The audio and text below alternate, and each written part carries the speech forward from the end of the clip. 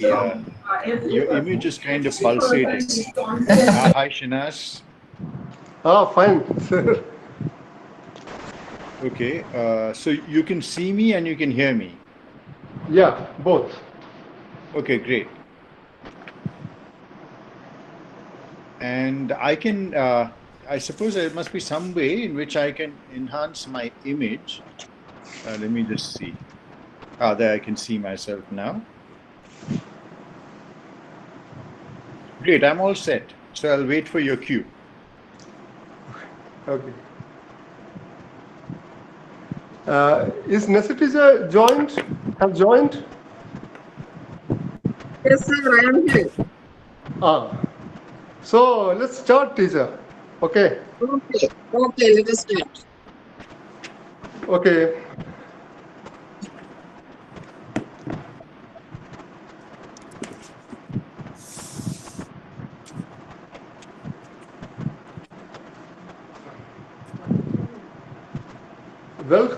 Welcome to the international webinar series organized by the Department of History, KKTM Government College. The full form is Kodungalur Kunyikuttan Thamburan Memorial College, situated at Pullut, near Kodungalur. And for people outside Kerala, Kodungalur is well known in history because the ancient port city Muziris is nearby, very nearby, or in Kodungalur. So this is the first international seminar organized by our department. Before that, we had organized local history workshops and other seminars. This is the first of its kind, that is international seminar organized by the department. And this is the inaugural session, and the first talk is delivered by Dr. Dilip Menon.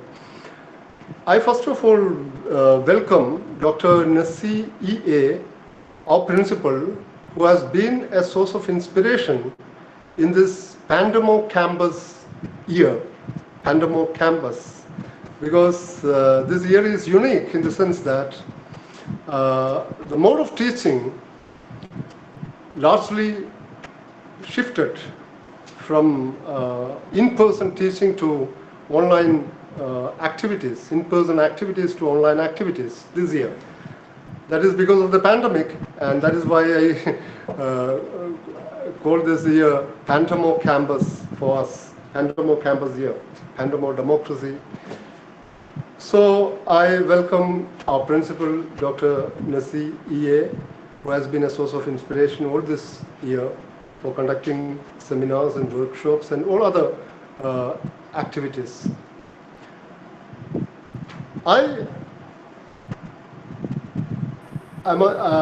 No need for introduction among history teachers and research scholars and among the postgraduate students of history for Dilip M. Menon, because Dilip M. Menon needs no introduction among these people. Still, Dr. Dilip M. Menon is currently the Menon Chair of Indian Studies and the director of the Center for Indian Studies in Africa at University of Witwatersrand in South Africa, Johannesburg, near Johannesburg. Before moving to South Africa, he taught at Oxford, Cambridge, Yale, that is in America, then Delhi, Hyderabad, and he studied at Delhi University, Oxford University, and Cambridge University, and he got his PhD from Cambridge. And we history teachers and history researchers and even postgraduate students of history are familiar with his earlier works such as Caste, Nationalism and Communism in South India, Malabar 1900-1948, which was published by Cambridge University Press in 1994. And after that, he had published Cultural History of Modern India, Blindness of Insight, essays on caste in modern India. And recently, in this year, in 2020, he co-edited with Kaveh Yazdani. He is an economic historian based in Europe. They both edited a volume titled Capitalisms Towards a Global History.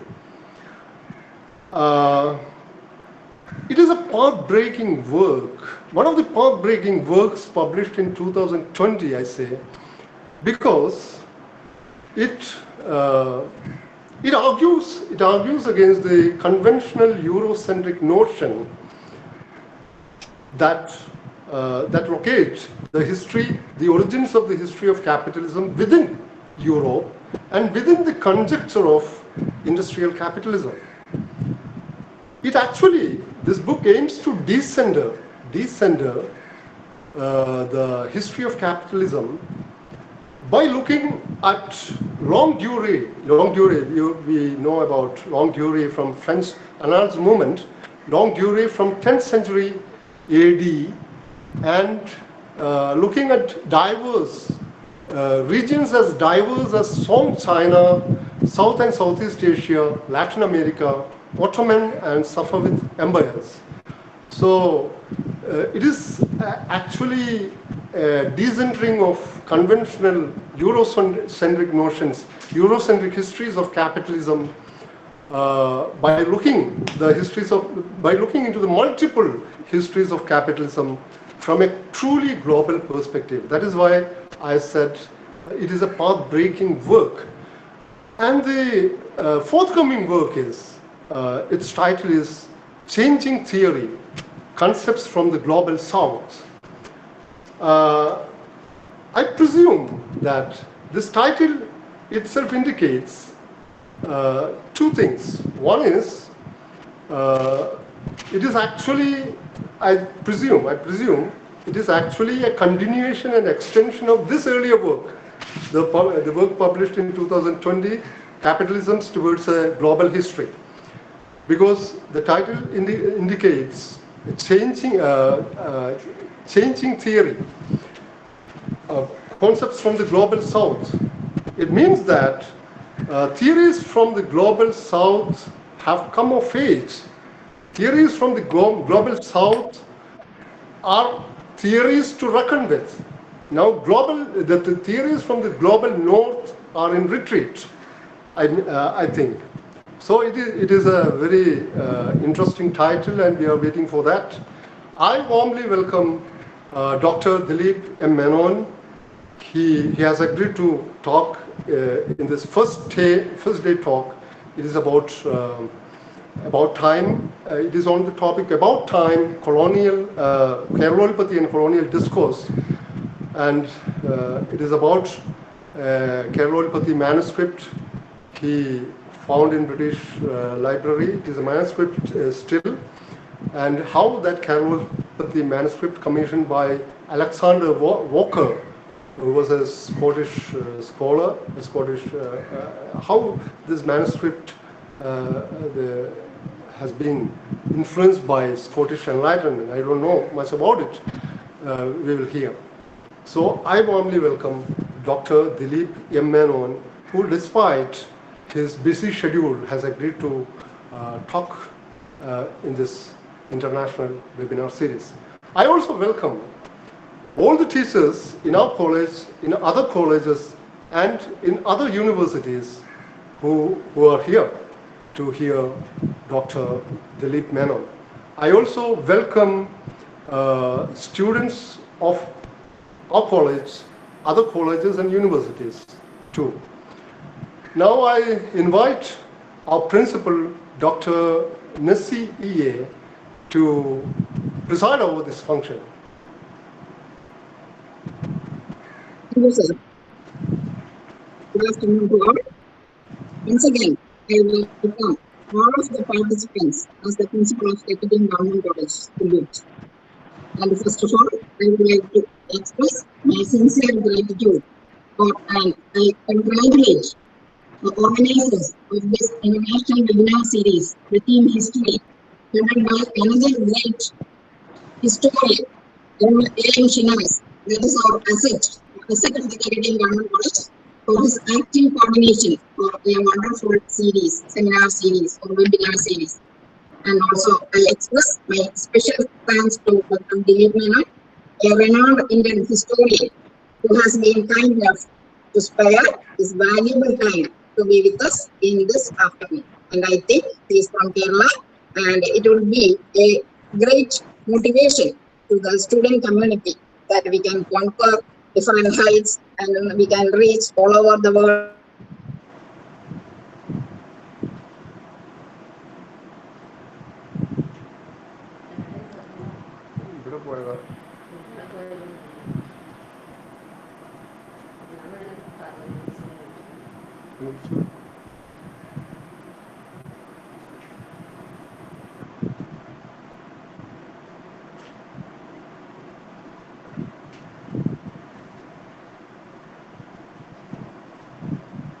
Now I invite Dr. Dilip Menon. Sir. Yes, I'm here. Yes. Shall I begin my talk? Yeah. Of course. Okay, I'm hoping that the quality of the audio stays constant because there's a lot of crackling and wobbling and a whole set of mysterious sounds. Participants, please mute your microphone and video. Participants, please mute your microphone and video. Okay, thank you, sir. You may continue. Okay, and there are around 144 people, which possibly is more than this platform can bear.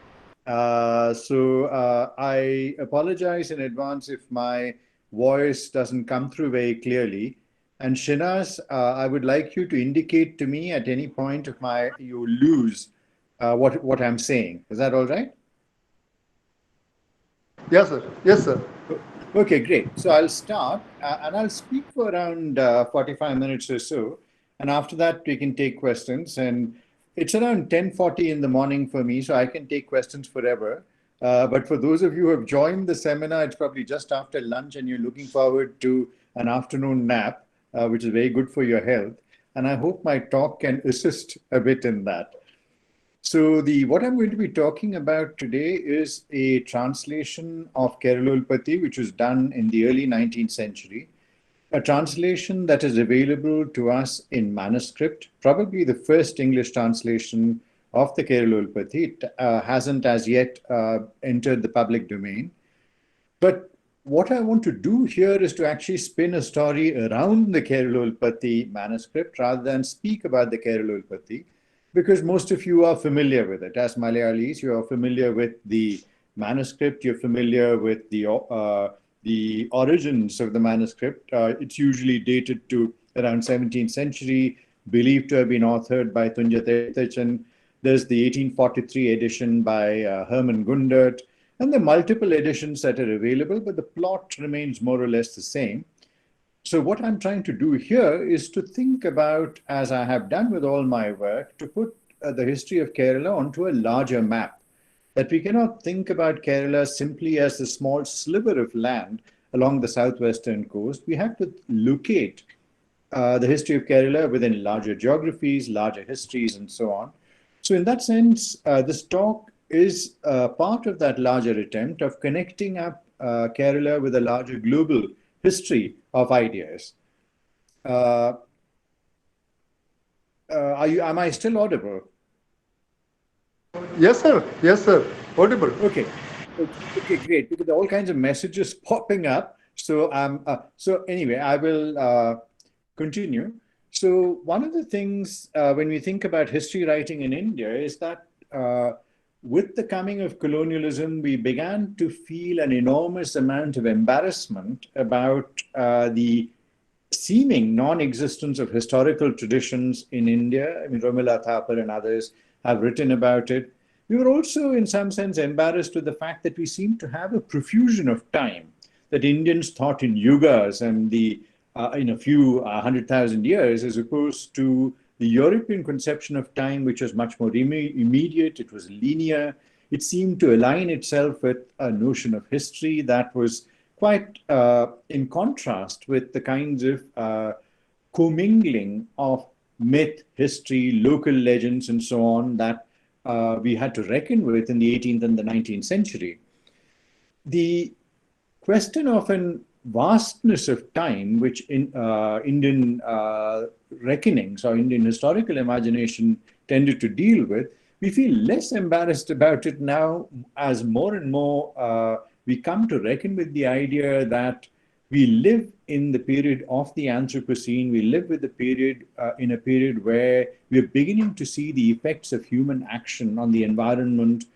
And we are thinking, or beginning to think, hopefully, that we have to think about the crisis that we are in at present. So when we are aware of and we read about and we listen to accounts of the melting of the global, global warming, the melting of the Arctic ice caps and so on, we have to think about when did this all begin? And there is a short history, of course, available to us, which begins with the Industrial Revolution. Paul Crutzen, who put forward the idea of the Anthropocene, works with this idea as well, though in his account too there are multiple changing reference. So the beginning of the Industrial Revolution transforms the world, accelerates human damage on the environment, but indeed we could carry the story further back to the Agricultural Revolution 12,000 years ago. And so in some sense, the chronology of the Puranas, if we think about the time of geology, if we think about the time of agriculture, if we think about the time of civilization, the chronology of the Puranas seems more or less adequate to the task of capturing the consequences of human action on the environment. And the immediate 500 years we tend to think with generally when we study the modern period, the short abbreviated time of modernity, which is what we consider the birth of the modern world 300 to 500 years ago, seems inadequate to actually understand the present crisis, that this is a crisis that has been brewing over a much longer period. And I thought these prefatory remarks on our relation to time are important because very often we tend to contrast the short, sharp linearity of Western time with the excess of time in India when we think about historical reckoning. And very often we fail to make the connections. We study periods which are hermetically sealed, which call themselves modern India, medieval India, ancient India. And there is a way in which our imaginations are constrained by smaller amounts of time. So, for example, even when we think about the lack of coincidence between Western historical time and our historical time, it remains true that we live with multiple temporality. So we are in the year 2020 in the Gregorian calendar, but as Malayalis, we live in the Kollam era, which begins in 825 AD. And there are multiple other calendars, the Nanak Shahi calendar, the Saka era, and so on, which all over India. So we have to keep this in mind when we think about questions of time in India, that there is no unilinear time, there is no homogeneous time. There's a multiplicity of times, which allows us then to think back to questions like, what is the time of the Keralolpatti? Because seemingly our embarrassment regarding these origin myths stems from the fact that, look, this seems to go back too far back in the past. And the question is, what is too far back in the past? And that's a question we have to ask ourselves. The second question, the second set of prefatory remarks I'd like to make is where if we are temporally constrained, that if we think about shorter periods of time because we feel that this is what is really necessary to engage with a modern historical imagination. Similarly, in terms of space, we tend to engage with the idea of the nation, the region, and largely the terrestrial imagination, that is the history on land.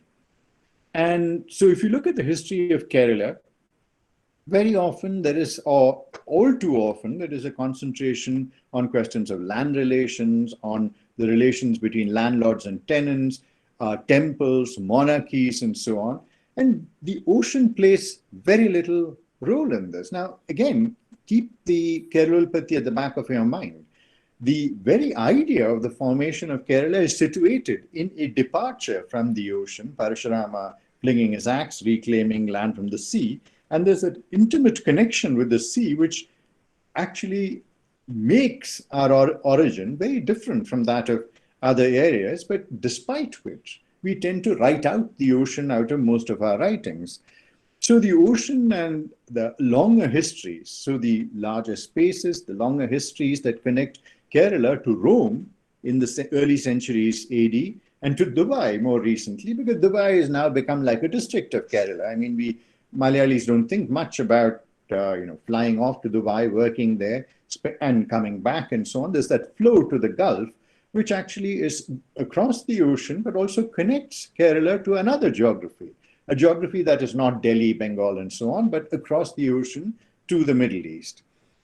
And we also have to remember that when we think about the ocean, which is so central and so crucial to the making of the history of Kerala, we can think to the first travelogue written in any Indian language, the Vartamana Pustakam, which records the travels in the late 18th century of two priests all the way from Kerala to Rome to settle a dispute, and they return back. This is the first travelogue that we have in any Indian language, a travelogue of a trip across the ocean abroad. You also have new work emerging on Indian Ocean Islam, the connections of the southwestern coast and of Muslim traditions of scholarship and textual traditions with a large space that connects all the way from the Middle East through to Southeast Asia. You have the works of Ronit Ritchie, you have the works of Mahmud Kuria, many younger scholars who are working on this. And if you have to take another step, we could think about Kerala with the monsoon winds, that Kerala's fate is connected in a very direct way with the monsoon winds. You've seen this in the more empirical fact of the floods in Kerala, which have happened in the last 2 years. But also we're thinking about the monsoon winds, which created a system which brought in people from the Portuguese onwards, and before that, the Arab traders, who traveled all the way from other spaces into Kerala and to whose histories we are intimately connected. Now, all of this is necessary as a kind of preface in order to bear in mind when we think that Kerala's origin myth, the Parashurama myth, speaks about Kerala alongside the ocean. And this is not a fact we need to forget, but we have forgotten because we write these landed histories of Kerala, and Kerala is imagined as a nation unto its own without any connections with the world. Thomas Troutman, who's a historian and an anthropologist, put forward the idea that the central conflict between colonialism and indigenous traditions was the clash of chronologies. I've indicated some of this, the embarrassment regarding time. So the clash of chronologies and the abbreviated time of Christianity comes into conflict with the Puranic imagination. And this is an important point to think with because as Thomas Troutman points out, most of the pejorative accounts, critical accounts, condemnatory accounts of Indian time, which are produced by people like James Mill, Hegel, for example, it's a defense of European notions of time as against the time of other nations. So even as Europe is emerging as an entity, it sets itself apart from other spaces, sees itself as distinct from Africa, distinct from Asia, sees itself as the vehicle of the future, of the carrier of progress and so on. So alongside the demarcation of Europe as a distinct space, which is at the forefront of the world, there is also a dissing, as it were, a criticizing of other notions of time and space that exist in the world. So, for example, to give you a sense of the abbreviated time of Christianity, if you think about the early 19th century, till as late as the early 19th century, the biblical chronology that the world began around 5,000 years before Christ was the dominant paradigm in Europe, right? Whereas in India, we were thinking with these vaster notions of time, a few 100,000 years, when you think about the Kali Yuga, Treta Yuga, Dwapara Yuga, and so on, the idea of vast swathes of time, which actually accord well with geological time, accord well with notions of evolution. Europe was thinking with Christian time, which is 5,000 years before the beginning of Christ. And so most of the thinkers of the early 19th century were convinced that the existence of the thinking of time elsewhere was not in consonance with Christian ways of thinking.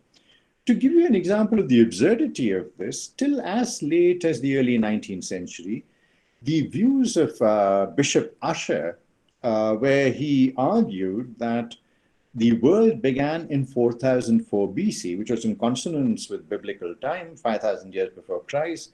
And Bishop Ussher also had the idea that the world began in October 4004 BC at 6 p.m.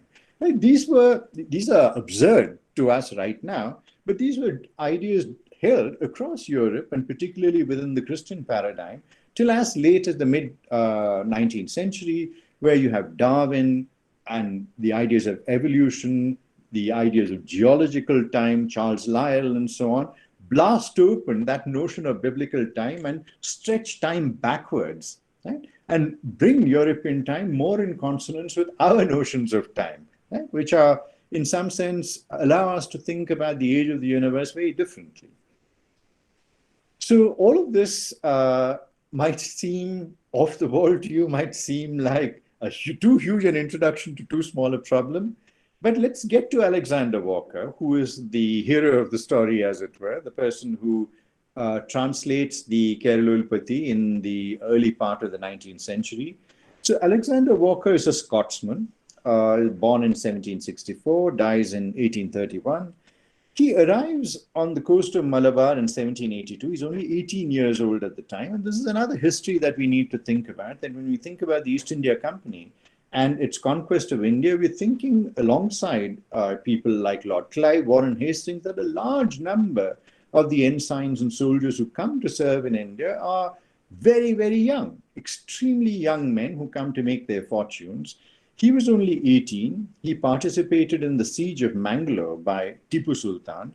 And then, in a remarkable act of initiative, he offers himself as a hostage to Tipu in 1784, which is another history that we could think about. Linda Colley has spoken about this, where if you think about the wars that are going on in India, large numbers of people, or in the US earlier, as British Empire, we are the second empire. Britain was the first empire was the United States, if you remember, and then America decolonizes, and then Britain turns to Asia. So the large numbers of Europeans who are held captives, and the accounts, a profusion of accounts which are produced by Europeans held captive by native rulers. And so Alexander Walker offers himself as a hostage to Tipu in 1784, thereby accelerating his period. Having displayed this initiative, he acquires military command fairly early. He's sent on an expedition to establish a military and commercial port on the northwest coast of America. So you can see the connections between India and the US. They don't go away. We tend to think about India as this confined space under British Empire, but there were all these flows of people and of personnel that we need to bear in mind.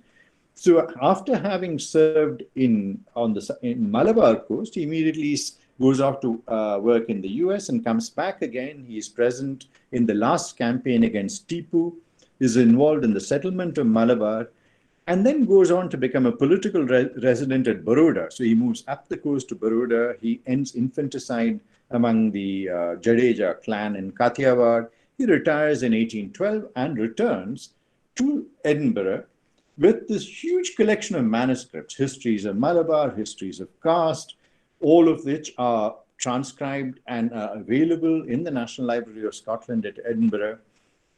And very few people have actually used this to write a history of the southwestern coast or to produce a history of colonial discourse, which I shall show is quite different from the kinds of ideas that we have in our mind.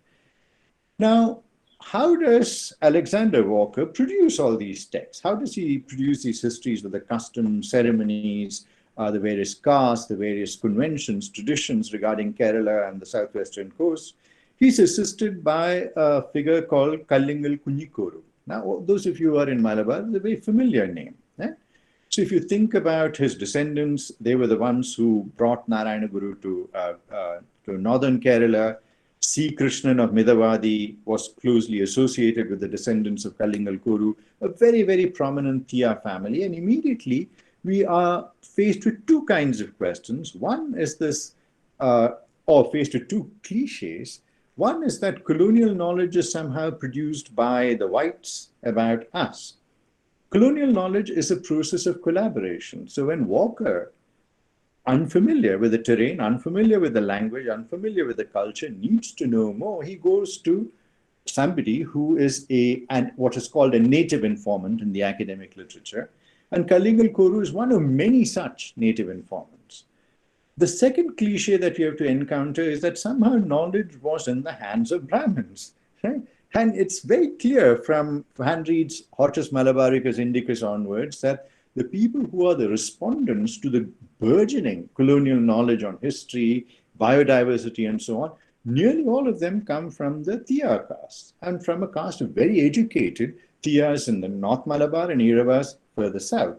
So this again allows us to think about another history that we might write about the production of knowledge in Kerala, which we need to think about seriously, and there's probably many papers and PhDs waiting to be written on this.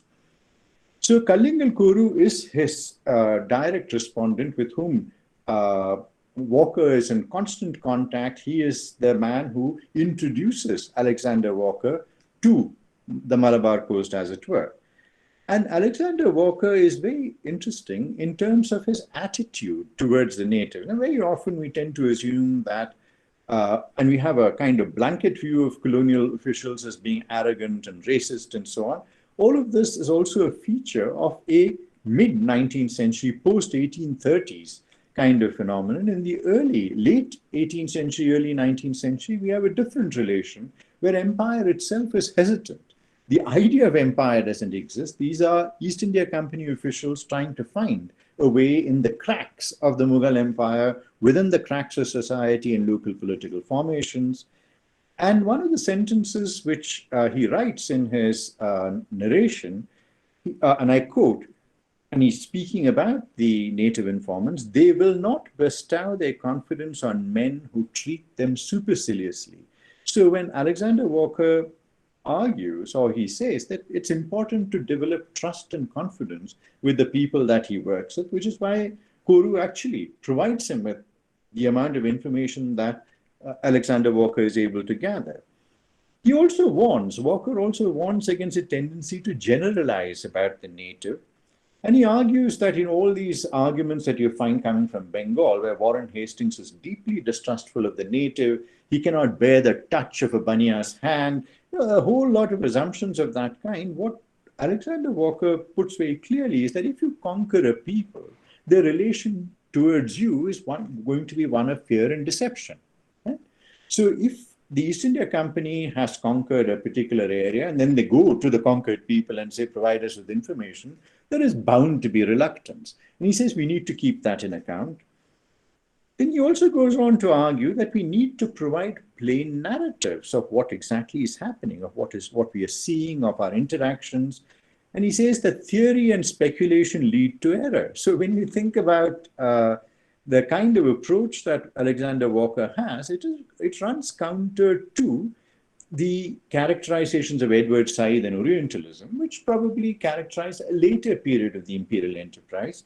Right now, Alexander Walker is, in that sense, eager to learn. He says, I know nothing. I need to have a plain narrative about what's going on around me, and I need to abandon any preconceptions that I bring.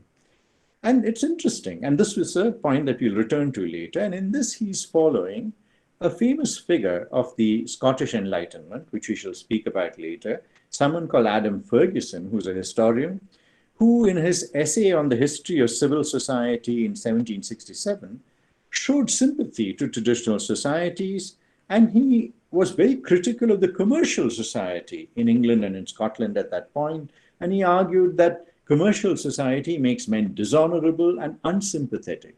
So Walker, in that sense, is trying to react against where he comes from in order to provide a more sympathetic account of what is happening on the Malabar coast. So already we are moving towards a global history of ideas through Alexander Walker, who carries within him a sentiment that comes from the Scottish Enlightenment into his interaction with Kallingal Koru as he tries to gather information. When we think about the Keralolpatti. Now, all of you are familiar with the narrative of the Keralolpatti. I will not go into great detail about it. It's about the founding of the space that we know as Kerala. It begins with Parashurama and ends with the Samudri and the consolidation of the monarchy under the Samudri in the 12th century. If you look at Gundart's edition of 1843, which provides us with a whole account of the Keralolpatti, what we can see is that all of this collection of information by the East India Company is also happening in the middle of the search for monarchies after Tipu's defeat. So the East India Company is faced with the question of, now that we've defeated Tipu Sultan on the Malabar coast, to whom should we be granting authority? Who should we be dealing with? And then there is a mad search for Rajas everywhere. So large numbers of, and so since there is a demand for Rajas, a large number of Nair Taravadas and so on come forth and say, we are Rajas. And you have a brief period in which there is a production of Rajas. I've written about this elsewhere. And then immediately afterwards, the East India Company moves towards settlement of the land and vesting power in the landlord. Remember, a similar thing is happening in Bengal with the permanent settlement at that time. So the settlement of Bengal and the settlement of Malabar are happening at the same time with the same principles, right? So Janmis are given absolute property over land on the Malabar coast.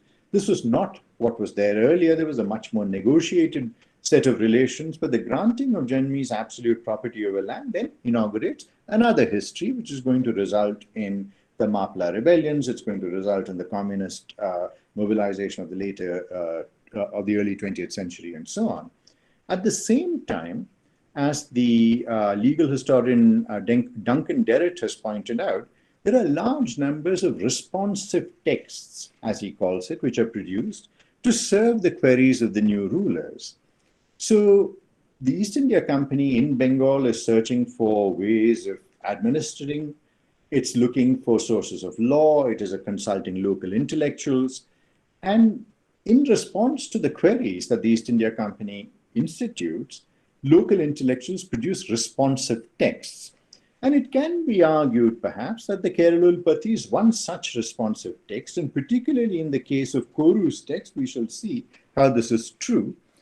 And as we know, as Keshav and Velathat has argued, and this paper, I must say, is written over a period of many conversations with Keshavan, who is the authority on this. And very often he has corrected many of my misconceptions and led me along the right path. So I thank Keshavan for that. As Keshavan has argued, there is no distinct secular historical practice on the southwest coast. Since kingship was not a stable entity, there were no, so for example, you don't find prashastis which hail kings along the southwestern coast as you do in other parts of southern India. And since there was no such historical practice, which was premised on continuity, on dynasties and so on, Koru's account is situated in that space within which the very idea of history is uncertain, is unsettled, and is in some sense in the process of formation. Koru's account is distinct. Now, what is the distinct nature of Koru's Keralolpatti? If you look at the traditional Keralolpatti attributed to Tunyatirthachan, possibly dating to 17th century, begins with the age of Parashurama, goes on to the age of Perumals, and ends with the age of the Tamburans, right? I mean, this is a heuristic linear trajectory. Interestingly enough, Koru's Keralolpatti ends with the coming of the Christians. So it actually brings the story forward from Parashurama to the 18th century and the coming of the East India Company. This itself is interesting. And we shall think about this a little bit more as we go along. The actual manuscript, the translation that Alexander Walker provides, is around 58 paragraphs on 12 manuscript pages. It begins with Parashurama, the establishment of the Brahmins on the land, then the need for kingly authority, the acknowledgement of the suzerainty of Vijayanagar. These are all, as you know, familiar markers in the Keralolpatti. The emergence of Adi Shankara and the institution of caste, the coming of the Zamorins, and then it takes it one step further to the coming of the Christians, which is how the manuscript then ends. So in many senses, and this is Keshavan's really interesting work on how are we to read the Keralolpatti, right? And in many senses, Keshavan moves us beyond the very conventional understanding of seeing the Keralolpatti as a text and seeing it more as located within a space of performance and change. So, in one sense, if you were to go back to what I said earlier of Duncan Derritt's idea of the responsive text, texts which are produced in response to colonial queries, we can see Koru responding to a question here. Koru's Keralolpatti is a response to a question by Walker. Presumably, the question is, what is the origin of this region? What are the origin myths of the region? And so for him, it is important to tell the whole story from the beginning till the time the question is asked, which is why it ends with the coming of the East India Company and the Christians, unlike Erthachen's account in the 17th century. And Keshavan's paper on the Keralolpatti makes it very clear that the Keralolpatti was not meant for reading alone, but for performance. And he speaks about the tellings of the Keralolpatti, which are part of several Theyyam performances, for example. And interestingly enough, he refers to a copy of the Keralolpatti which belongs to Gundert, which dates back to around 1596 in the Christian era, where it says very clearly, and I quote, when a person expounds this prabandha, he should be given expenses for oil, bath, food, and fee, or else he might incur a sin close to matricide. So, which is again a very close connection to the Parashurama story. You know, Parashurama has to kill his mother at the orders of his father and so on. But interestingly, the person who performs the Keralolpatti is entitled to the same kinds of fees as a Kathakali performer would or a Theyyam performer would and so on. So we have to look at the Keralolpatti less as a text which is solidified, which has been reified, and more as something that is located within narration. It's a living text. So when Alexander Walker asks Koru, tell me the origin myths of your of the space that we are in, and Koru then begins to tell the story, right?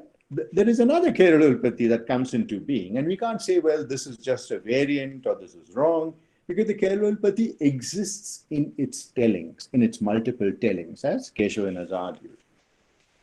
So let's move on to another question, and this will take us to some of the attitudes of Alexander Walker regarding history, regarding the people that he's working with, and then we'll end with the Scottish Enlightenment. And so the question that we'll answer here would be, where does Alexander Walker come from? How can we think about colonial discourse differently? A whole set of issues of that kind. The first part has related to the questions of time, questions of space, questions of native informants, questions of colonial knowledge produced in collaboration, the question of the Keralolpatti itself as a text and how it's a protean living thing. Okay? So that's just a summary of what went before. Now, let's take up another issue. Very often when most of us who work on Malabar, the first thing that we are told is read William Logan's Malabar Manor. William Logan was another Scotsman. And William Logan, as we know, displayed an extraordinary sympathy towards the local population. He was on the side of the tenant as against the landlord, of the Kanakar against the Janmi. And there are all kinds of stories that circulate about how he may have had a Nair mistress or an Irava mistress, which then provoked the sympathy. Right? Anyone who has hung around the Kozhikode archives long enough has heard these stories. But this question of sympathy, what explains Logan's sympathy, takes us also back to the question of sympathy and another Scotsman and the Scottish Enlightenment. So when we think about Alexander Walker and his relation to the landscape and to his particular informant, Kallingal Koru, and his relation of sympathy, where he sees the East India Company as being a force for radical change, certainly not only for good, and also as disrupting existing relations. And Logan is part of that longer discourse. So Alexander Walker, writing in the late 18th century, and William Logan producing the Malabar Manual in the late 19th century have a lineage that takes them back to the Scottish Enlightenment, and more on that as we go along. So what we have in the period from the early 19th century to the late 19th century, or the transition from the East India Company to the Crown, Thomas Troutman has called this a move from Indophilia to Indophobia. So you find a large number of scholars who are sympathetic to Indian imaginations, Indian historical writings, Indian culture. In the late 18th century, it's a period of Indophilia, as he calls it. You can think about people like William Jones, Colebrook, a whole set of East India Company officials on the eastern coast, and people like Alexander Walker on the western coast. As I told you, this is a story that's being spun around the Keralolpatti, and to think about the larger landscape and within which we can locate the text. And what we see here in the early 18th to the period before 1830 is what I call a gratuitous intellectual interest, that this is not gathering knowledge in order to rule India. This is not gathering knowledge which is strategic, right? This is a gathering knowledge because a lot of these officials are genuinely interested, right? So when you think about the translations of the Bhagavad Gita that happened in the late 18th century, which then travel to Germany, are received by Goethe and Schopenhauer and so on, with great admiration, we are thinking about a global circulation of knowledge which results from a gratuitous intellectual interest, not strategic intellectual interest, as officials engage with local informants. You have the wonderful work of Nicholas Dirks and Rama Mantena on a similar collection, such as Alexander Walker, and similarly unpublished, the Mackenzie manuscripts of Colin Mackenzie between 1799 and 1810. And both Mackenzie and Alexander Walker are victims of history because they are producing this huge amount of sympathetic knowledge. By around 1810, 1815, it's very clear that the East India Company is here to stay. It's looking for more and more strategic information that will allow them to control territory, control people, generate a stable revenue and law and order. So these archives then become superfluous. Right? So here again, we have a connection between two massive archives, that of Colin Mackenzie, the first Surveyor General of India, which is there in the Madras Oriental Manuscript section. And you have the work, the huge amount of information that's produced by Alexander Walker, which is now at the National Library of Scotland, in copperplate handwriting, which is hard to read, and the ink is fading, and in another 50, 60 years, we might not be able to read these manuscripts anymore. But both of these are repositories of an era of sympathy, right? Of colonial sympathy. And it's interesting how the superfluous archive of Alexander Walker, or archive that is rendered superfluous with the shift in colonial notions of power and authority, Walker's sentiments are very, very clear. When he looks at something like the Keralolpatti, he's not dismissive. He doesn't ask, who's this bearded guy rescuing land from the sea, and when did this happen? Was it like a few thousand years ago? It makes no sense. It's not this sense of hostility that a later generation of colonial officials are going to have to the idea of the native imagination and the ungoverned imaginings, as James Mill put it, of the natives. Walker remarks on the great value that all nations set upon antiquity. So when he looks at the Parashurama story, he's saying, look, this is a worldwide phenomenon. All civilizations set great value on antiquity, and the older they think they are, the more civilized they think they are. And he argues that if you look at the terrain of Malabar, and this is the empirical side of the argument, there are proofs that it was covered with water. And interestingly, he also makes a connection with the Bible. He says if the land is recovered from the ocean, this is very similar to the account given in the Bible on the Genesis of the floods that covered the earth. And then you have Noah rescuing, the story of Noah, rescuing the animals, and then land is populated again. And when he talks about Parashurama, he says this belief in the idea of Parashurama is not mere incredulity. It's not that people are naive and disingenuous to believe in such things. All over the world, he says, ancient civilizations speak with gratitude of, or exaltation by gratitude of humans into heroes and gods. So whether it is the Greek civilization or Kerala, right, the idea of these heroes who have founded nations and then are exalted to the position of gods is a common phenomenon. So you can see this landscape of sympathy that he's creating, a comparative method where Kerala is located in a much larger historical landscape, much larger textual landscape, and a much larger sense of time and space.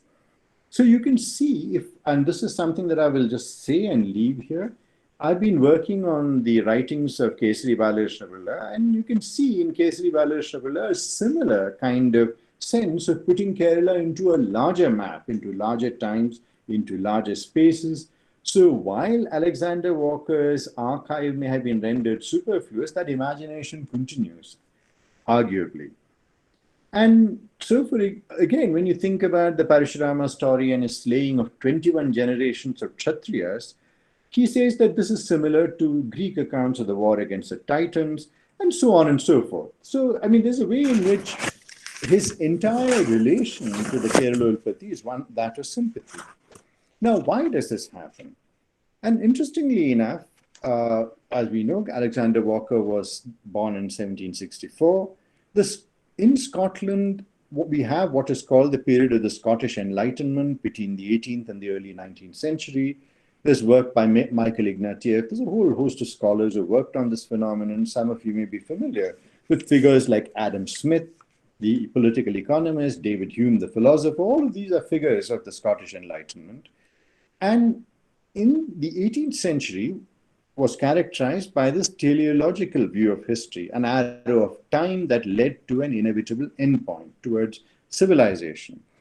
So if you think about the theorists of the Scottish Enlightenment, most of them, and this is an important point to remember, whether we think about Logan or Walker, Walker was contemporaneous with Logan, who comes after, the theorists of the Scottish Enlightenment were hugely conditioned by the defeat of Scottish resistance by the British and the Union, the forcible union with England in 1707. So they wrote under the shadow of defeat.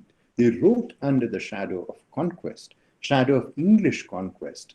So when you have all of these Scottish officials moving, spanning out across the colonies, they carry with them this memory of historical defeat, and their relation to the notion of English empire in many cases, as Martha McLaren, in one of the few books that deals with this phenomenon, has argued, their relation to empire is very different from that of the English. Right? So one of the things that happens in the Scottish Enlightenment and the experience of conquest is the idea that to make the best of it, that Scotland would move from a period of barbarism to one of refinement, and the growth of civility is something that they would be able to chart. So William Robertson, who's one of the significant figures of the Enlightenment, believed that societies would attain maturity by degrees, as he put it, and there's nothing to be gained by standing in judgment on societies as backward and so on. Now, as you can see, this is a far cry from colonial discourse of the later 19th century, or the phenomenon described by Said as Orientalism, which is nothing but a judgment on the East by the West based on certain preconceptions. So Robertson is very clear that there's nothing to be gained in standing in judgment. Ferguson, Adam Ferguson, who I referred to earlier in his essay on civil society, again, does not condemn what we may be seen as primitive people. He says, look at the people who, like the Scots, right, who are free from care, they have a freedom of mind, which the English lack. And these are the ideas that are carried by Alexander Walker to Malabar, which allow him to actually engage in that more or less equal conversation with Kallingal Koru. Right? And when I say more or less equal, I'm here making a leap, but you understand what I'm saying, that this is not merely a relation of power that we need to talk about. And the English condemnation of Scottish character following the conquest of Scotland and the absorption into the United Kingdom in 1707, produces a huge Scottish ambivalence to the idea of empire. And Ferguson was very clear. He warned explicitly against the progress of empire and the error, as he put it in a beautiful phrase, the error of admiration of a boundless dominion. So in that sense, when you think about someone like Alexander Walker and subsequently William Logan, who carry the history of British conquest, when they come out to empire, they bring with them a relation of sympathy to the native, which somehow seems to even transcend that division of the mid-19th century. So that even Logan, writing in the late 19th century, retains the elements of sympathy that Alexander Walker has. And there are many such histories that Martha McLaurin speaks about. Mont Stuart Elphinstone's History of India, written in 1841, John Malcolm's History of Persia, written in 1829, where Malcolm in 1829, these are all Scottish officials, where Malcolm says Indians should be judged by a standard suited to their beliefs and usages.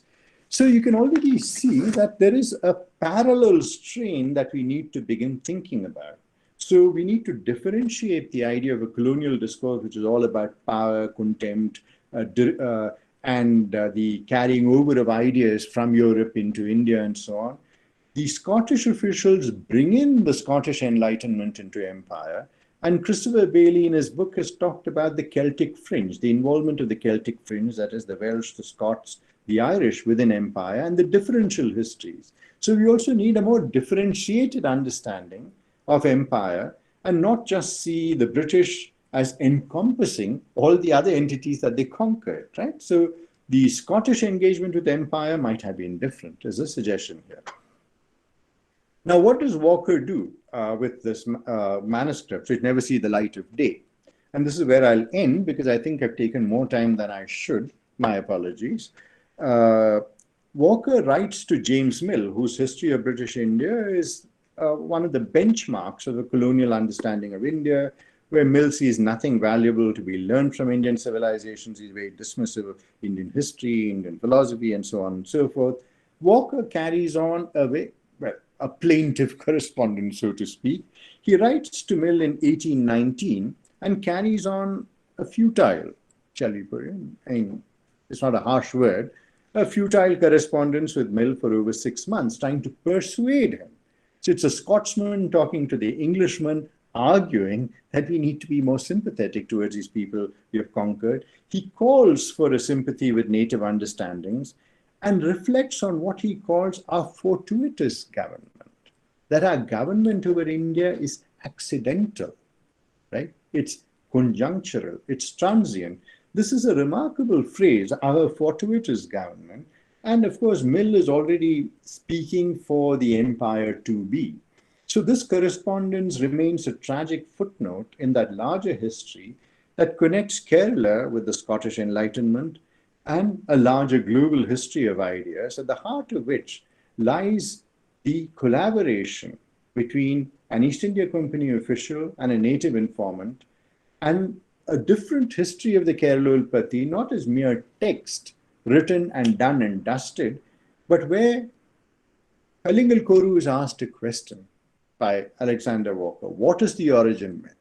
And Kalingal Koru provides an answer that is a response to that particular question, which brings the story of the Keralolpatti all the way from Parashurama to Alexander Walker, so to speak. I'll stop there. Thank you.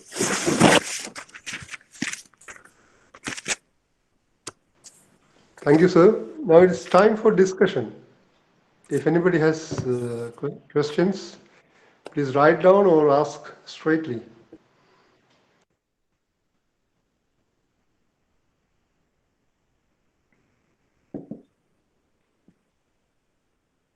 Now, I realize that I put forward before you like a huge sadhya of ideas. It might take some time to digest all of this, but even questions for information are welcome.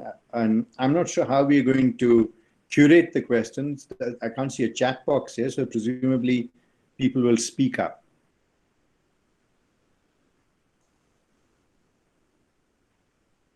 Shinaz? Yes. So the question. from other participants. Okay, who can address me directly, right? Yeah, there's a question from Dr. Lopamudra Mitra, which has just appeared. Sorry, Lopamudra, if you have a question, please go ahead and ask it.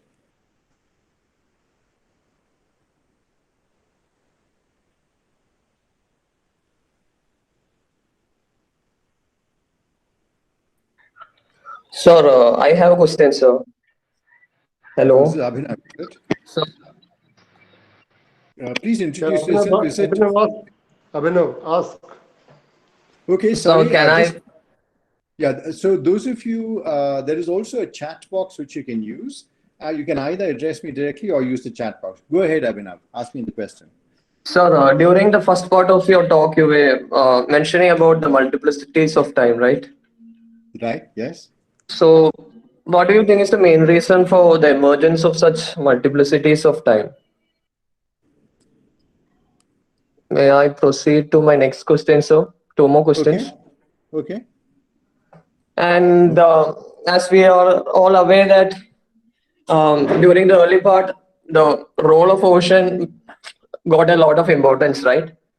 But as the years passed by, in our history, the role of oceans got ignored. Right. You were mentioning about that. So Right. again, Yes. what's the reason for the same? Okay. And last question, you were saying that mainly intellectual interest, that it was intellectual interest which accelerated the process of global circulation of knowledge. Yes. And it was not a strategical interest. And it was towards the end of 28th century and the late 19th century, there was a sudden shift of interest towards the strategic one. No, I think you got the, yeah, okay, I'll answer these three questions. I think the last question, I'll start with that because I think you may have slightly misunderstood what I said. When we think about Edward Said, Orientalism and so on, we have to be particularly in India, there are all these debates about the victory of Anglicism over Orientalism. 1830, the savage wars of peace are over. Post 1830, what you have the emergence of a more confident colonial knowledge. So in that global circulation of ideas, there is a period in the late 18th century to the early 19th century, right, where you have this engagement with native ideas, which is much more sympathetic. So whether it is people like William Jones, who's conversant with many languages, who's translating the Shakuntala, or there's the translation of the Bhagavad Gita and so on, where there's an attempt to engage with local culture, similarly as with Alexander Walker. But post 1830 and the conquest of India being more or less over by that point, the wars of peace are over. And post 1857, of course, India is ceded to the crown, where the idea of taking native knowledge seriously is basically set aside. So we are talking about two distinct phases. Said's argument about Orientalism is about a global circulation of ideas in which ideas coming from Africa and Asia are regarded as inferior. There is a civilizational hierarchy in place. All of that is a feature of the late 19th century. So that's the distinction that I'm making. With regard to the role of the ocean, I mean, it's quite clear that the British came to India by the ocean. The idea of Britain as Britannia rules the waves, as a naval power, this has been emphasized by Sujit Sivasundaram in a recent book as well. Now, while it is a naval power, on coming to India, it becomes a terrestrial power. And once it becomes a terrestrial power, its concerns change. So the idea is that now there needs to be law and order, there's to be regular collection of revenue, there need to be questions of administration. So what it does is that it kind of co-opts native elites into this enterprise. So you have large numbers of landed elites, you know, the Genmis on the southwestern coast, or the monarchs, who begin to participate in the colonial enterprise, where their gaze also turns inwards. And the history of Kerala becomes a largely Hindu upper caste history, where the histories of the Muslim, the histories of the Christian, the histories of the fisher people, all of it gets written out as a result of colonial conquest. So the ocean is present till the late 18th century, but the colonial conquest results in a closure of the imagination, creates a myopia where everybody turns inwards. They start looking away from the ocean towards the land. And this is something that I've written about in an article on the rendition of the landscape and M.T. Vasudevan Nayar's novels of the late 80s, right, which are really about the consolidation. That represents the apogee or the climax of the landed imagination, where for people who are Nayar Janmis, the ocean doesn't exist. Right? The ocean is the source of disorder. Right? And so when the Gulf boom starts in the 70s and the 80s, and Maplas and others are traveling across, coming back with wealth, this becomes a trope in Malayalam cinema, where the Nayar Janmi is always under threat from the wealth that comes from across the ocean, which is usually raising people like the Maplas and the lower caste into power, people who are daring to buy Taravadas and the land and so on, a hugely conservative reactionary idea, which is the underbelly of our progressive imagination. So that's a long history there.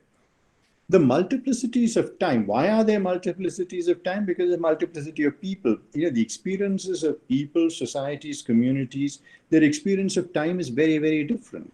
So to take a very simple example, those who engage in coastal trade, fishing, their engagement is with other rhythms, other times. It's a time of the season, time of the monsoons, as opposed to the agricultural rhythm, right, which is again set around the coming of rains, the availability of labor. So if you think about the longue durée, agricultural time and maritime time are different. Even within the agricultural spaces, the relation to time varies according to the presence of states, the presence of local chieftains, and so on and so forth. So multiplicity of times is a feature of world civilization, right? And it's only the coming in of nations, prior to that, the coming of colonialism, which generates the idea of singular time. So, for example, Greenwich Mean Time. This is an attempt to order British Empire around one time to make administration simpler. So the idea of one time is an artifice. It's a historically contingent fact. But the presence of multiple times is what we see in front of us. So those are your three questions. I hope I've answered them to your satisfaction. Yes, sir. There's a question here by Thanks, sir. Yeah, thanks, Abhinav. There's a question here from Lopamudra. Speaking about mythologies, I would like to know if there's a specific reference made for the folklore of the region, other than the reference to the Parashurama story. These documents are also important for the folklore of the region. You have some such collections on Bengal, etc. And of course, the idea of Parashurama is something that is prevalent all the way from Gujarat to Kanyakumari. So all along the coast, you have communities who believe in the Parashurama myth. So it's not only Kerala which has this myth. And all of these coastal communities have this idea of land being reclaimed from the ocean. So prior to empire and nation, and exceeding the time of empire and nation as well, right, you have the presence of these myths which are central, but certain elements of the story get excised as we go along. So the Parashurama myth for us right now in the 21st century, very few Malayalis would associate it with, for example, the fact that large numbers of Malayalis live with an oceanic imagination, right? And you think about the large-scale migration to the Gulf, there is an intimate connection between the Parashurama myth and the Gulf migration, but nobody's made this connection, right? That land is always connected to the ocean, and that the relation of land to the ocean is contingent. Parashurama recovers land from the ocean, but the ocean could very well take it back, right? And this is the idea that is so central to any kind of conceptualization of the Anthropocene, of global warming, of the melting of the ice caps. So if we think about the Parashurama myth and we are imaginative enough, along the coast, as Lopamudra says, and it's not only the Malabar coast, it's also along the Coromandel coast, we need to think about how these myths along the coast actually engage with the ocean as a living presence on land. Not only the movements of people across the ocean, largely people who are in search of mercantile class, people moving across to labor, and so on and so forth, that we have to retain this idea of the relation with ocean, but this is a feature of the imagination of those whose lives continue to be connected with the ocean, unlike most of us who have become landlubbers, right? I mean, and the upper caste, so if you think about the imagination of the permanent settlement in Bengal or the settlement with the Janmis in Kerala, it turns the imagination of the elites inwards, which is why, I mean, if you ask the question about why is it that people who live beside the ocean do not produce literature on the ocean, and people will say, there is Chemin, but that's only one novel. And similarly, if you think about Bengal, there are not that many novels that engage with the ocean from the elites, right? So Sharat Chandra writes a novel called Pothir Davi, which looks at the larger geography of Southeast Asia, connects Bengal with that. Otherwise, it's the engagement with the river. Right? So if you think about M.T. Vasudevan Nair and others who write, it's a Bharatapura, which is central. So for the upper caste landed imagination, it's inland water rather than the ocean that's important.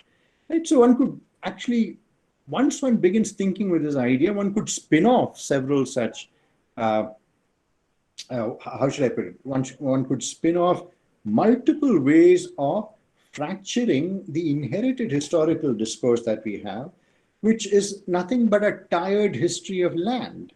I mean, people write the history of Kerala as if it were Hungary, like a landlocked region. You cannot write the history of Kerala without the ocean, right? And it's not just the story of Janmi, Kanakar, Patakar, and so on. If we do that, we are trapped within a Hindu upper caste imagination, which leaves out the Muslim, leaves out the Christian, leaves out subaltern groups like the fisher people, leaves out the tribal. You could go on. And so therefore, I mean, Lopamudra's second question, the folklore of the coast in relation to water bodies and ocean is a huge opening for us in order to recast the histories of our region. Manuraj has asked, was Koru well-versed in English or somebody played the role of a translator between him and Walker? This is an interesting question. I mean, I can't give you a definite answer. We know that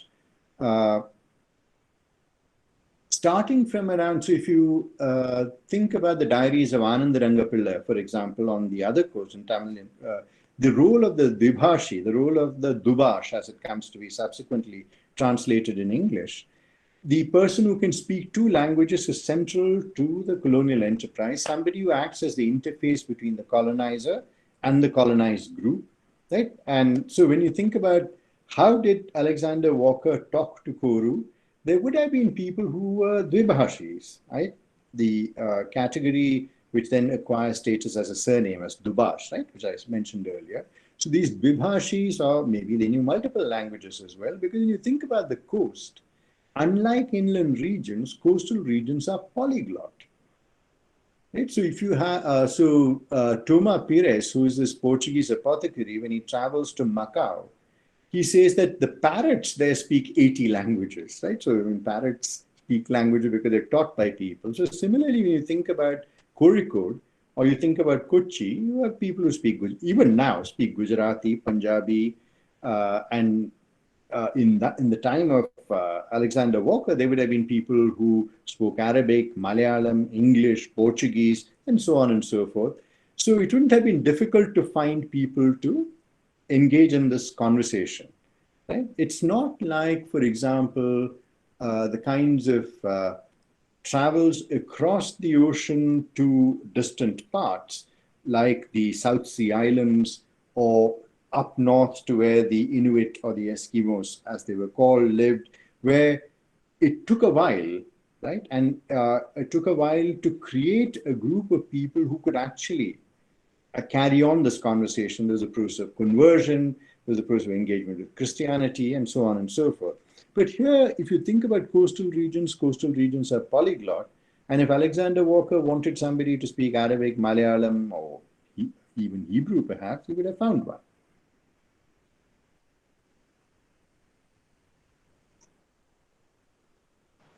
Sir, Yes. my question, Yes. Shinas. Yeah. You have advanced the concept of continuous oceans instead of Right. Arabian Sea. Or could you elaborate on this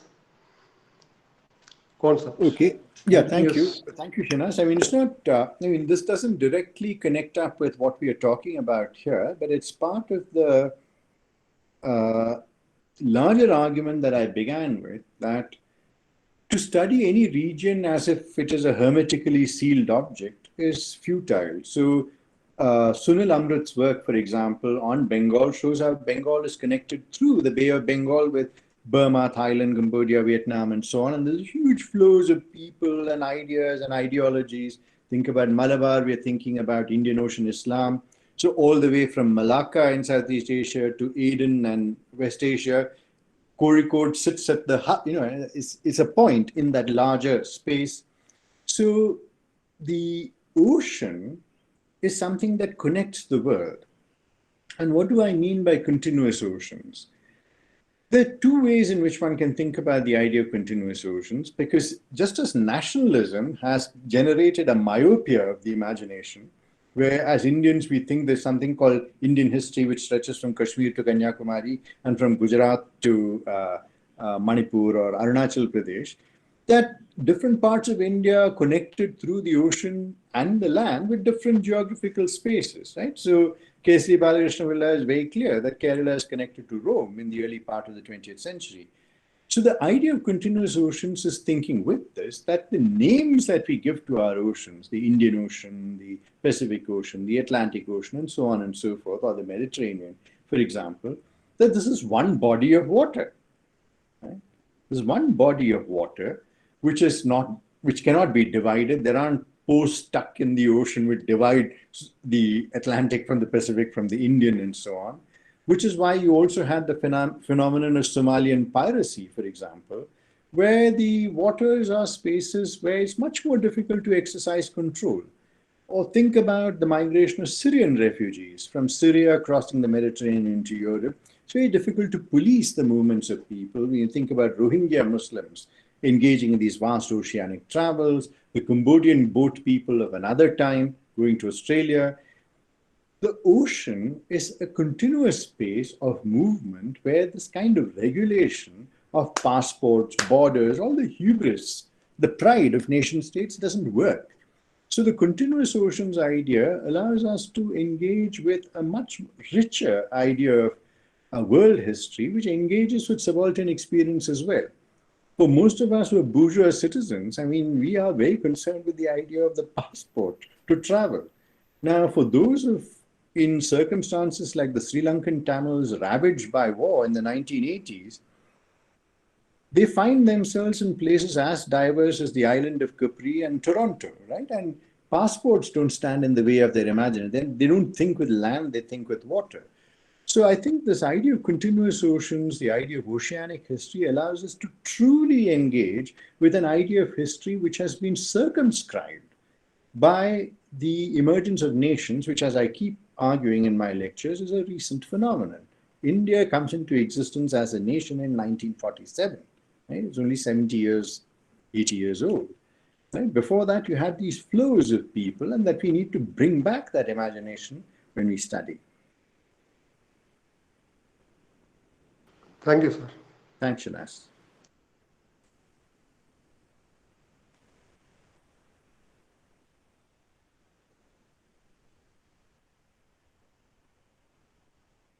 Hello, sir. Yes. S- Zana Sir, if you Maria, do, is it? it's actually Avi Maria. She's my sister. Okay. Sir, if you don't mind, can you please speak about the notion of clash of chronology put forward by Thomas? Right. Thank you. Thomas Troutman. Yes. Clash of Chronologies. Thomas Stoutman.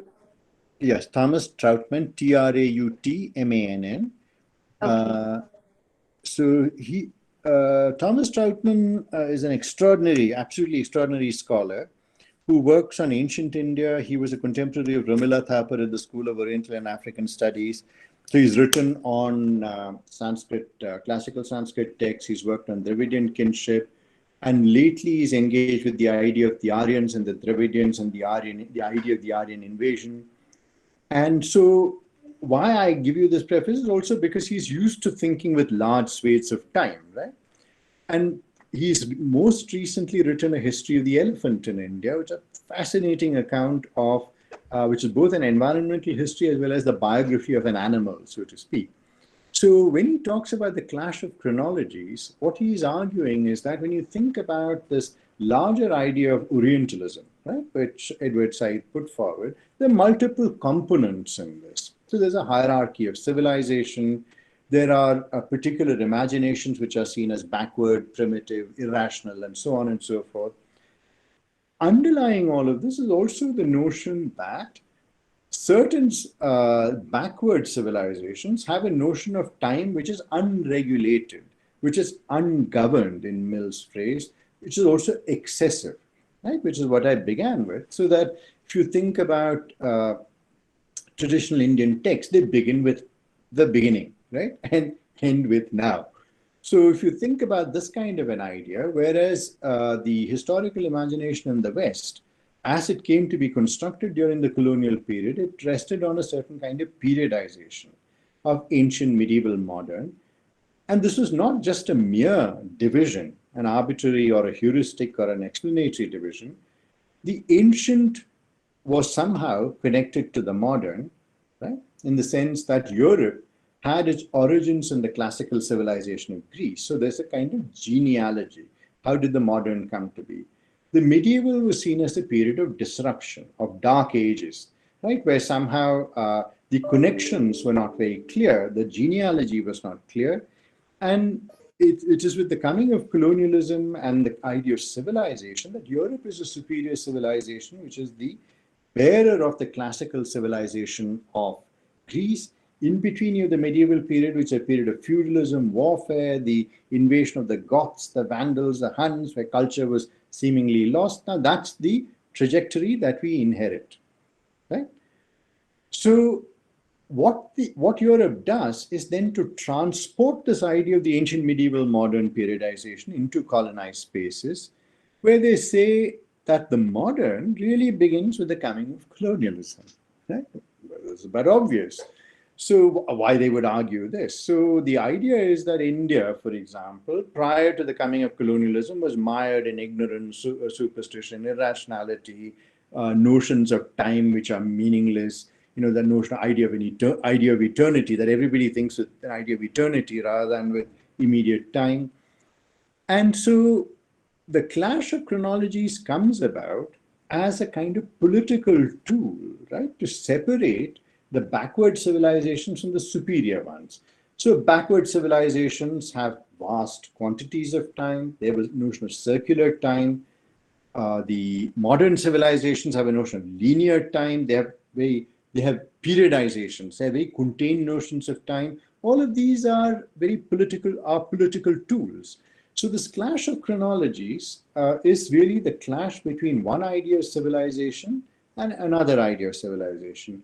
What Thomas Troutman does that is interesting is to show us that the European hubris, European pride in their short chronologies gets blasted open at the end of the 19th century with Charles Lyell, with the idea of geology and geological formation, the age of the world, the ideas of continental drift of Wegener, the idea of evolution of Charles Darwin, all of which require a shattering of the biblical chronology, that notion of short time with which colonialism travels.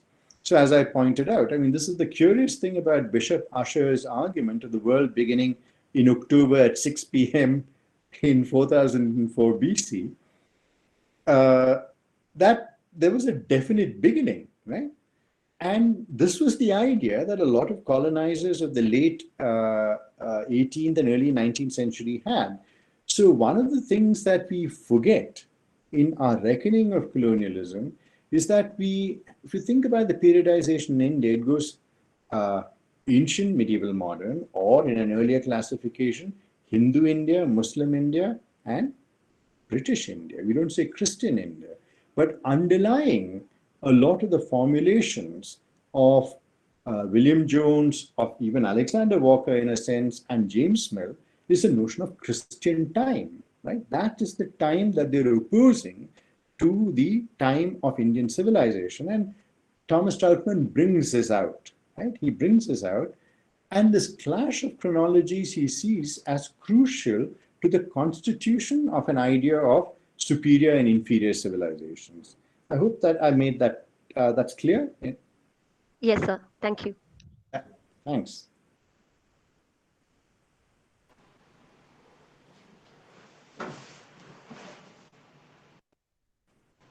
Sir, Yes. isn't long durée, long-term time or geographical time, Yes. as advanced by the Annals School of Historians, especially Fernand Braudel, Yes. not very significant in constructing Indian history, especially Kerala history.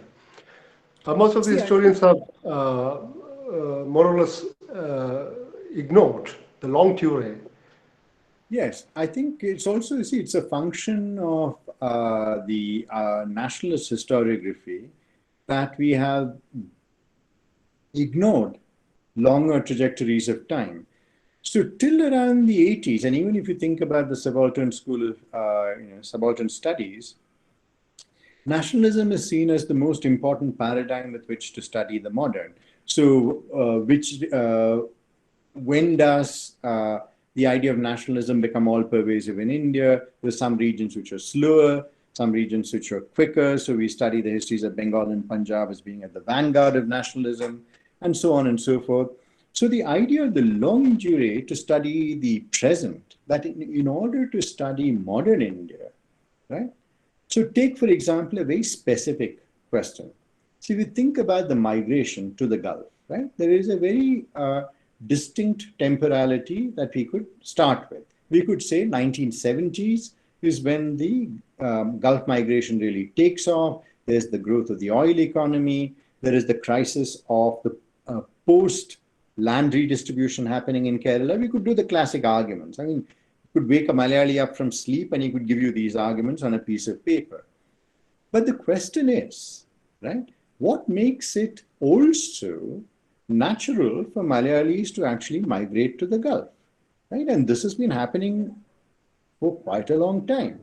With the Arab traders who were coming to the Malabar coast, right, which creates that whole community called the Maplas, or even earlier in 1950s, for example. So my mother's uncle goes to work in Persia for Shell Oil. Another uncle goes to work in Burma, right? And all of these are the longer temporalities of the ocean where people from India along the coast have been engaging with the ocean, traveling as far as Southeast Asia and the Middle East, but also further. So go back to the Vartamana Pustakam, right? In the late 18th century, when Thomas Paramichael decides to travel to Rome, right? And this is a guy who's never actually set foot on a boat. So when a storm happens, if you read the travelogue, it's fascinating. When a storm happens, he resolutely sits on the prow of the boat and prays, because that's all he knows how to do. And he doesn't scurry for cover in the hold of the ship. He sits and prays and hopes that this will resolve the issue. But if you think about the trajectory of that voyage as well, that the ship that carries them from Kerala to Rome actually is blown by winds all the way to Brazil, to go back to the idea of continuous oceans, right? So if you want to go to Rome, it's not as if there's a border there and you kind of turn right and, like in the Malayalam cinema, there's a scene which some of you may remember with Srinivas and Mohanlal, it's the pretense of knowing an area is out of America right. So it's a bit like that. You come to go to the Atlantic Ocean, you turn right and you get here. The continuous ocean means that Paramichael ends up in Brazil and then has to come back to Rome, right? So in all of this, the long durée of the engagement with the ocean shows us that the entity that we know as India and the geography that we know as India is a contingent entity. It's an entity that is the product of a certain nationalist discourse, that people have always been engaging with larger geographies via the Northwest, via the Malabar coast, via the Coromandel coast, and so on and so forth, right? So I think this is the idea that we need to bring back. We need to bring back Brudel's idea of the longue durée to think about how we can recast our ideas or recast our histories of our region, indeed of India. And this is what a whole lot of work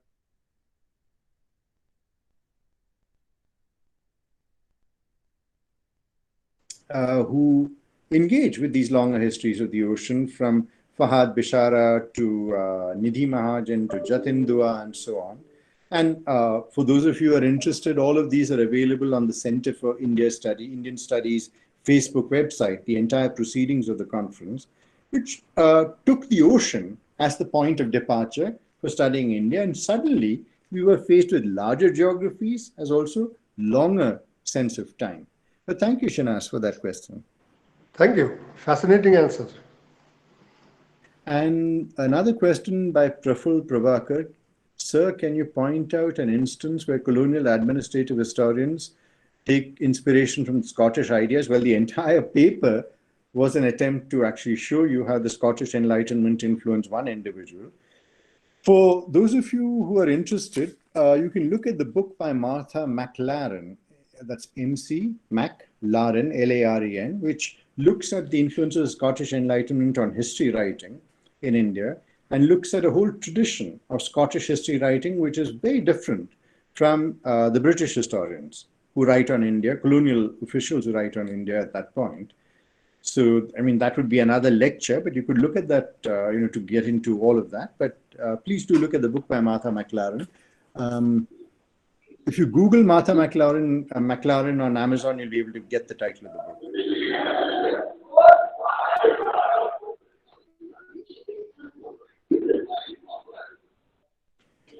Those of you who are having problems connecting through speech, please type out your questions, because I know there's a question that from Padma Kumar, which I can't hear properly.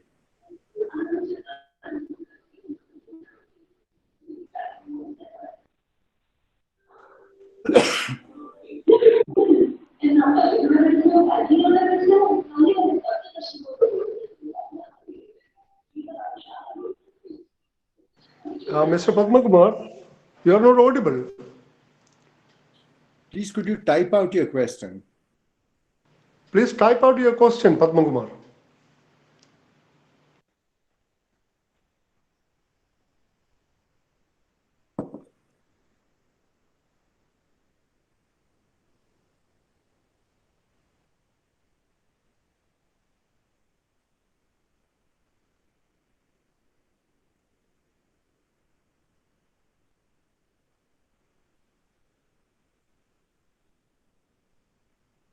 Sorry, are there any questions coming up? Okay, sir, it's already 1.5 hours. No, I'm all right. I'm all right with going on for 3 hours, 4 hours. That's fine by me.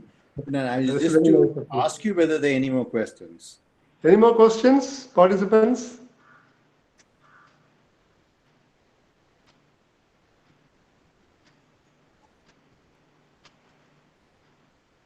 I think no questions anymore.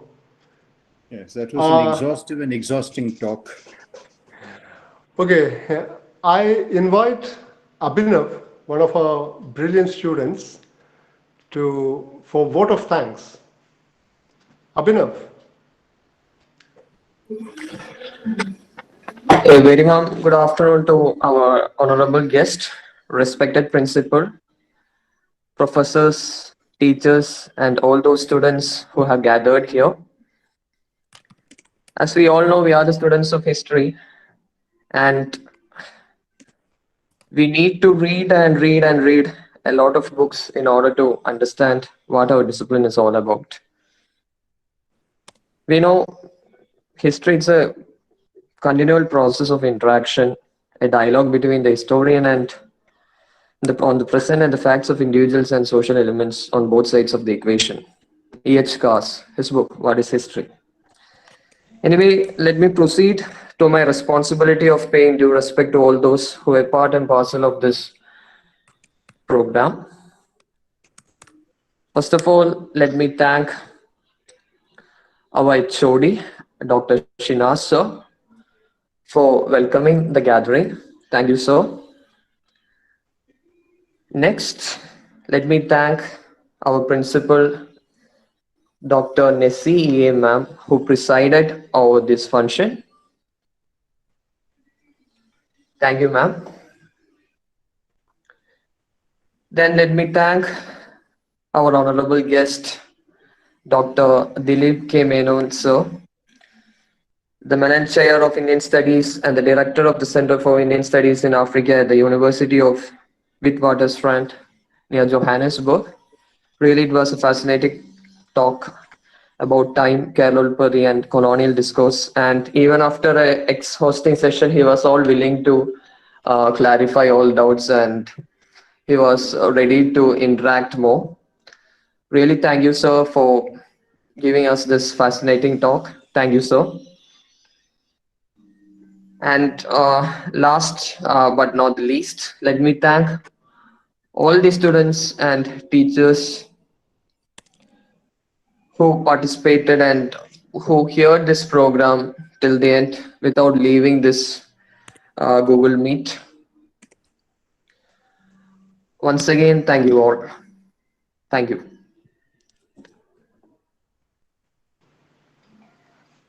Thank you, sir. Thank you, Dilip Menon, sir.